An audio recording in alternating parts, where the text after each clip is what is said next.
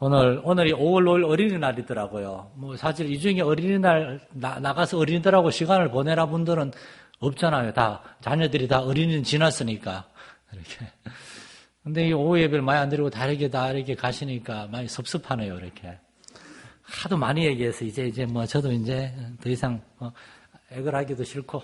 자, 오늘 하나님의 말씀 야곱입니다. 이삭은 건너뛰었습니다. 그렇게 하나하나 다 해가지고는 뭐 어느 세월에 다 했나 싶어서 구속사적으로 아주 중요한 인물들 야곱, 이삭의 둘째 아들 야곱의 생애에 나타난 하나님의 은혜에 대해서 생각해 보려고 합니다. 야곱의 생애를 5가지 큰 그림으로 우리가 요약할 수가 있어요.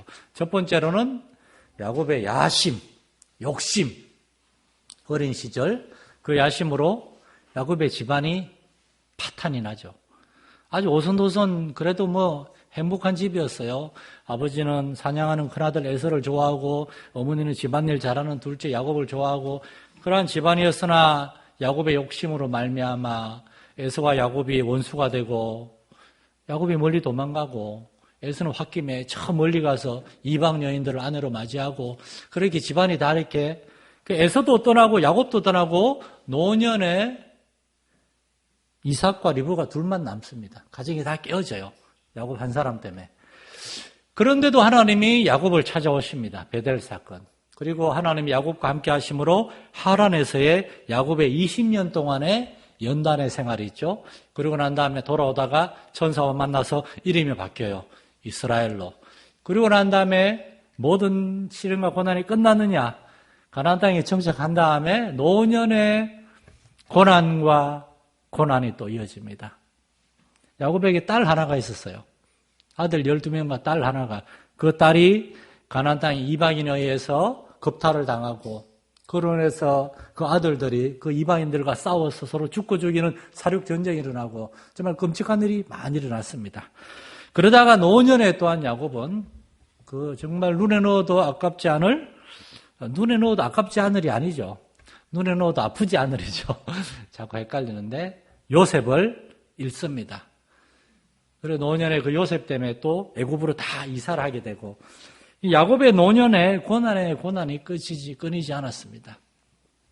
그러한 것들 우리가 오늘 3가지를 보고 다음 주에 2가지를 잠깐 보려고 합니다. 첫째, 야곱의 야망, 욕심.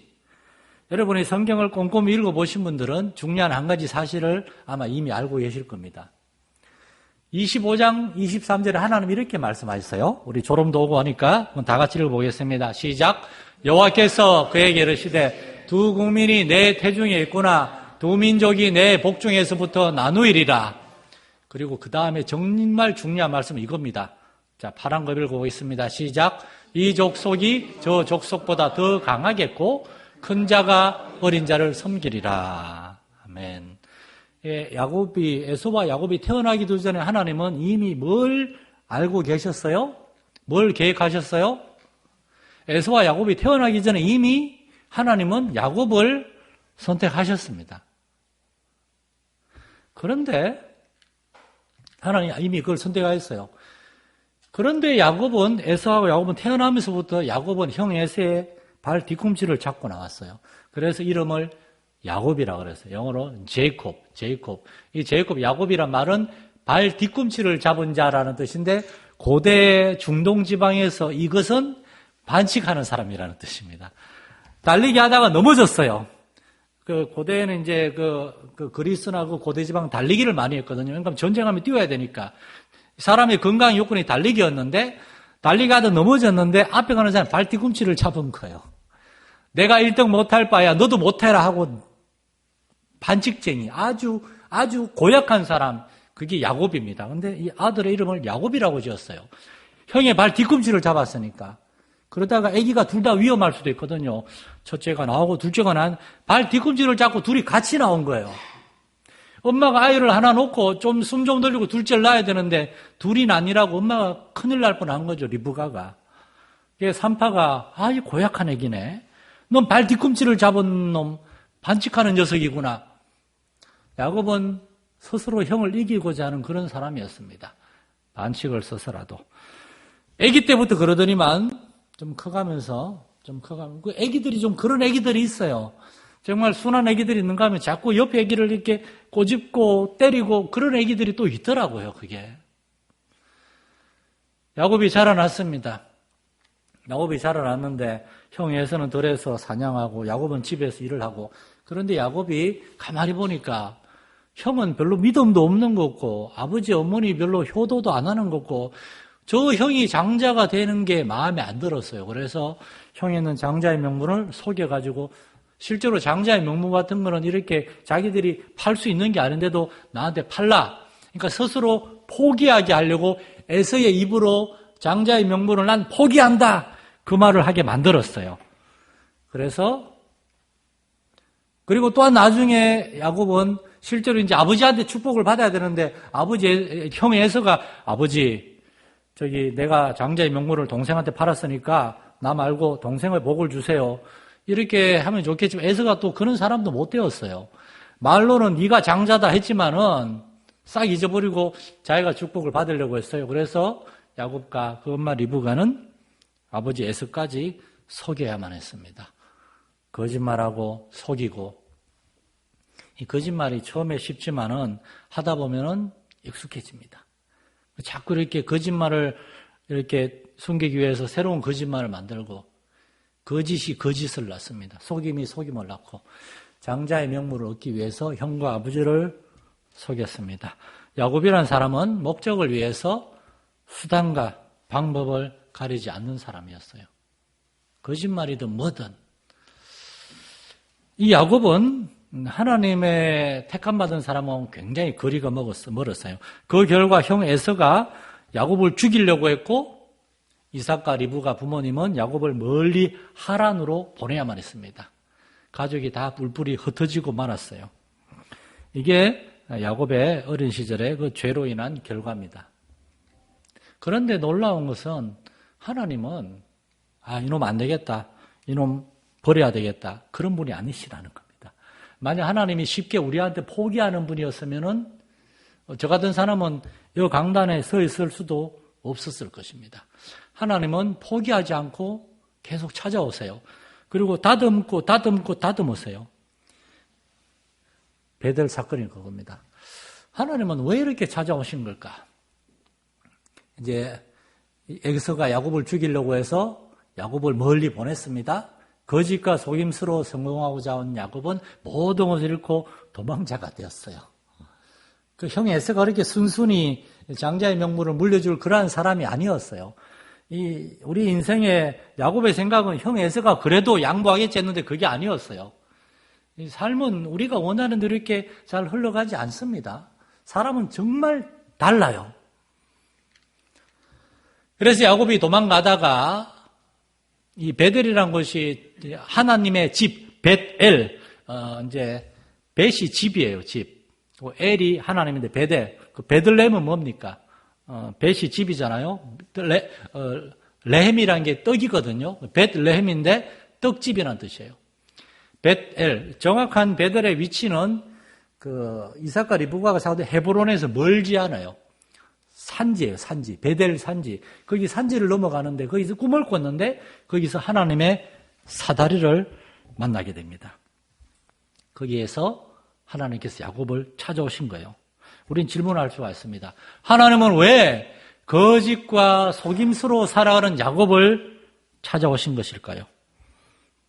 여기에 중요한 기독교의 교리가 나타납니다. 첫째는 하나님의 선택이에요. 하나님은 택하신 사람을 좀 마음에 안 들고 성이 안 찬다고 버리지 않으세요. 하나님은 선택을 했으면은 책임도 지십니다. 책임도 지세요. 하나님은 야곱을 선택하셨어요. 그러니까 야곱을 이렇게 때리고 이렇게 연단해서라도, 연단이 뭡니까? 담금질이잖아요. 이렇게 때리는 거죠. 계속 이렇게 쇳덩어리 이렇게 때리는 거예요. 단단할수록 더 많이 맞아요. 고집이 셀수록 더 많이 맞아요. 일찌감치 포기하고 하나님 따라야 됩니다. 버티면 버틸수록 더 맞습니다. 우린 절대 하나님을 이길 수가 없어요. 제가 많이 경험해 봤습니다. 여러분, 제가 얼마나 고집 센지 다 아시잖아요. 전 정말 고집 셌습니다. 그런데 정말 많이 깨져봤어요. 이제 고집사님이 안 계시니까 얘기하는데 제가 말레이시아에서 모든 선교사님들하고 다 싸웠거든요. 제 아내가 그 때문에 많이 울었고, 심지어 고인욱 집사님이 보는 데서도 고 집사님이 뻔히 아는 송무사님하고도 너무 싸워가지고 제 아내가 막 창피해 죽겠다고 막 그런 적도 있고, 저는 아닌 거는 얘기를 해야만 직성이 불렀어요. 그 얘기를 안 하면 잠이 안 오는 거예요. 근데 하나님이 어느 날 막 저를 보여주시는데, 꿈인지 환상인지 제 주변에 아무도 없는 거예요. 근데 멀찍이 제 안에 서 있는데 울면서 이렇게 저만 이렇게 둥각이 쳐다보는데 너무 미안한 거예요. 제 교는 모든 사람을 제가 다 때리고 발로 차고 다 쫓아낸 것 같은 그런 느낌. 완전히 깨졌습니다. 완전히 깨졌어요. 물론 한국에 들어와서 목회하면서 그게 아직도 나타나는 게 많이 있었지만 말레이시아 있을 때 비하면 전 정말 다른 사람입니다. 고 집사님 우리 교회 와가지고 몇 달 있다가 저보고 목사님 많이 바뀌셨네요. 그러더라고요. 하나님은 하나님의 택한 사람을 어떻게든 변화시켜 가십니다. 그것이 바로 하나님의 용서와 사랑입니다. 첫 번째는 용서하세요. 용서하세요. 야곱의 죄를 용서하세요. 야곱이 하나님을 깨닫고 하나님이 이미 뜻이 있는데 내가 그 뜻을 이루려고 했던, 심지어 아버지와 형과 하나님까지 내가 굴복시키려고 했던 자신의 그 죄를 깨닫죠. 하나님은 용서하십니다. 그런 다음에 그걸로 끝나는 것이 아니라 그 다음에 이제 변화시키세요. 죄인이었던 야곱을 하나님의 일꾼으로 변화시키시는 과정, 그게 인생입니다, 여러분. 구원이라 무엇입니까? 우리의 죄를 깨닫고 하나님의 자녀로 태어나는 거예요. 거듭나는 거예요. 그리고 난 다음에 하나님의 일꾼으로 세워지기까지 이 변화되어 가는 과정이 신앙생활이고 우리가 교회 다니는 이유고, 이것이 우리의 인생입니다. 하나님 안에서 우리는 계속해서 자라나야 돼요. 그래서 그 결과 이 거짓과 속임수로 살던 야곱이 할아버지의 뒤를 이어서 믿음의 조상이 된 겁니다. 할아버지 아브라함이 이스라엘 민족의 조상이죠. 그러나 실제로 이스라엘 민족의 실제 조상은 야곱입니다. 야곱이 이스라엘이 됐죠. 이스라엘의 12아들을 통해서 이스라엘 12지파가 생겨났어요. 아브라함의 후손은 이스라엘만이 아니에요. 이스마엘의 후손도 있고, 저 고대 곤동에 지금 이스라엘 팔레스타인 땅 주변의 대부분의 민족이 다 아브라함의 후손들입니다. 그러나 그 중에서 아브라함의 손자인 야곱의 후손이 바로 이스라엘 민족, 거기서 예수님이 오시죠. 야곱이 그러한 사람이 되는 겁니다. 자, 이러한 연단의 과정의 시작이 하란에서 시작이 됩니다. 하란 생활. 야곱이 하란에 가서 그가 어떤 일을 겪었는가? 제일 먼저 속이는 자 야곱이 속임을 당하게 됩니다. 야곱이 자기의 목적을 이루기 위해서 다른 사람 속이고 막 수단과 방법을 가르지 않았는데, 자기 외삼촌 라반은 한술 더 떠는 거예요. 그렇게 하나님은 야곱을 연단해 가시는데 여러 가지 과정이 있는데, 여러분 많이 피곤하신 것 같아서 오늘은 좀 짧게 끝내겠습니다. 자, 간단하게 3가지만 얘기할게요. 첫째, 외삼촌의 종이 되어서 20년 동안 정말 뼈 빠지게 일을 합니다. 뼈 빠지게. 20년 동안 거의 종처럼 일합니다. 야곱이 이렇게 얘기합니다. 내가 이 20년을 외삼촌과 함께 하였느니라. 20년 동안 야곱이 외삼촌 밑에서 아주, 외삼촌의 그 목자가, 제가 얼마 전에 설교했지만 목자들의 삶은 정말 힘든 삶이었어요. 양을 데리고 계속 이동하는 삶이었어요. 한 데서 덜해서 잠을 자야 했어요. 밤에 곰이나 이리 이런 것들이 많이 오면 그와 싸워야 했어요. 그리고 팔레스타인에는 사자도 있었어요. 그런 거하고 싸우다가 목자가 목숨을 잃고 양들이 막 뿔뿔이 흩어지기도 하는 그런 일들도 아주 많이 있었다 그래요. 야곱의 외삼촌 라반은 자기 아들들은 안전한 데서 양을 치게 하고 자기 조카인 야곱은 저 멀리 보내서 아주 직사기 고생을 시킨 겁니다.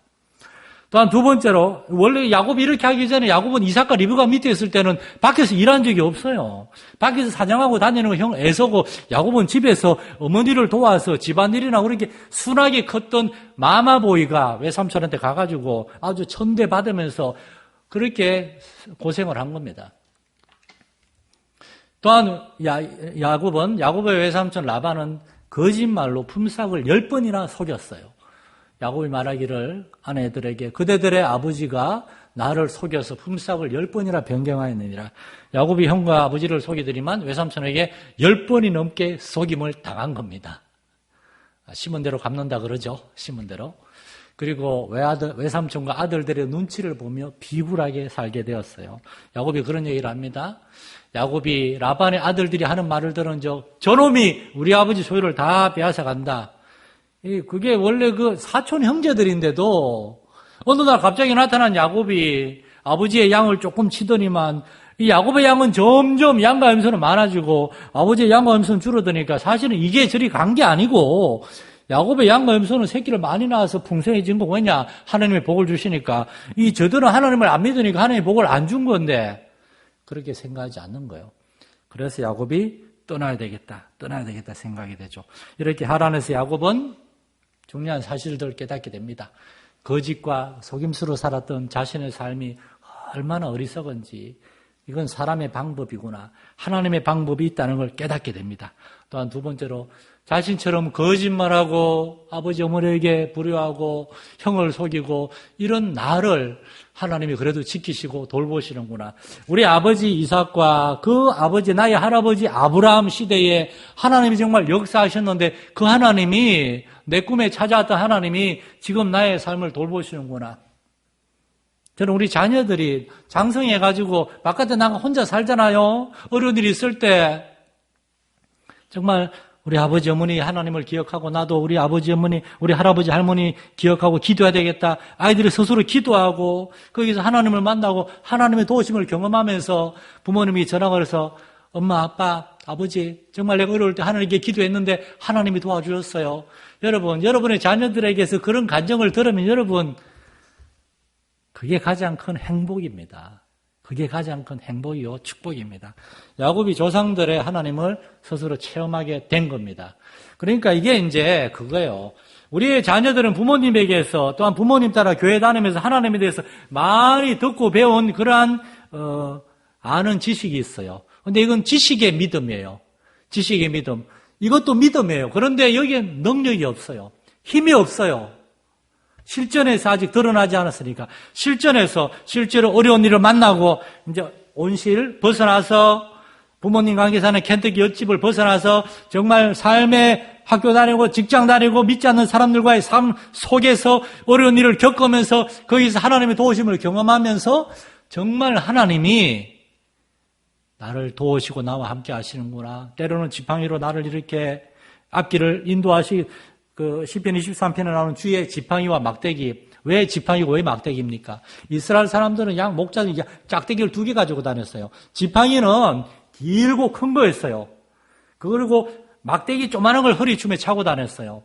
그 지팡이는 맹수가 나타나거나 그런 거 있거나 하면 그거가 싸우는 거였어요. 양들을 지키기 위한 지팡이였어요. 그런데 간혹 가다 양들이 말을 안 듣고 자꾸 옆길로 가면은 조그만 막대기로 양들을 툭툭 치면서 큰 지팡이로 때리면 안 되니까 막대기로 양들을 모으면서 길을 가는 거예요.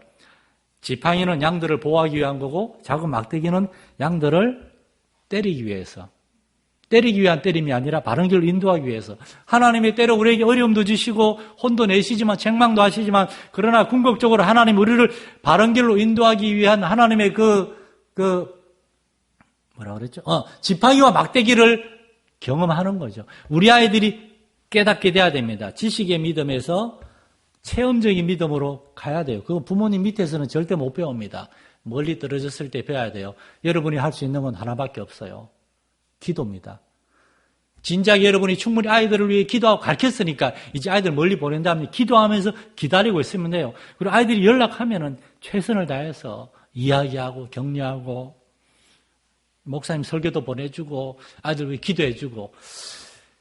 그리고 야곱은 외삼촌의 거짓과 속임수에도 불구하고 하나님의 은혜로 많은 소유를 얻게 되므로 야곱은 성경의 중요한 진리를 하나 깨닫게 되죠. 실제로 나중에 뒤에 요엘서에 로마서에 나오는 말씀이지만 우리 다 함께 읽어보겠습니다. 시작. 오직 의인은 믿음으로 말미암아 살리라. 여러분, 하나님은 하나님의 자녀들, 믿음의 사람들을 반드시 책임져 주시고 돌보십니다. 왜냐? 하나님이 선택하셨기 때문에 기도하겠습니다. 살아계신 하나님 아버지, 야곱이 하나님의 놀라운 뜻과 계획과 섭리가 있음에도 불구하고 그것을 깨닫지 못하고 사람의 방법으로, 세상의 방법으로 성공하고 그렇게 살려고 했습니다. 하나님은 그런 야곱을 찾아오셔서 그의 모든 죄를 깨닫게 하시고 하나님이 그와 함께 하심으로 야곱은 하나님을 만나고 이제 하나님의 뜻 안에서 하나님의 인도하심 안에서 살아가야 함을 그를 하여금 깨닫게 하심을 봅니다. 우리 성도들, 우리 사랑하는 자녀들, 우리 오이코스들도 하나님께로 돌아와서 하나님을 만나고 세상의 방법이 아니라 하나님의 방법으로 살아가는 법을 배우게 하여 주시옵소서. 우리의 삶 가운데 하나님이 함께 하심을 깨닫는 삶이 되게 하여 주옵소서. 그러한 우리 자녀들이 되게 하여 주옵소서. 예수님의 이름으로 기도드립니다. 아멘.